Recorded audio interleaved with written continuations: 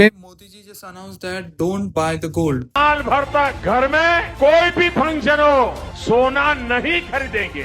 Why? खूप जणांना हा निर्णय पटलेला नाहीये, पण या कंडिशनच्या मागचं कारण म्हणजे असं की जे पण आपण आता सध्याला गोल्ड वापरतोय ते 80% बाहेरून इम्पोर्ट केलेलं आहे.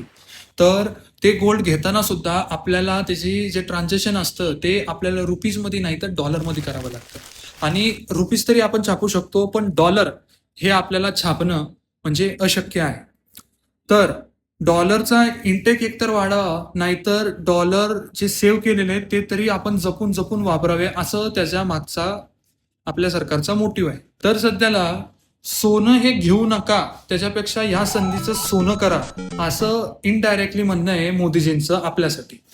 संधीचं सोनं करा म्हणजे कसं, की इंटरनॅशनल इंटेक वाढवा, फॉरेन क्लायंट सोबत जास्त तर करून डील करा.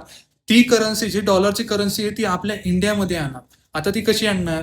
जास्त तर करून MNC कंपनीज हे सगळं करतं, पण आपल्याला सुद्धा ते शक्य आहे. ते म्हणजे कशाने? फ्रीलान्सिंग.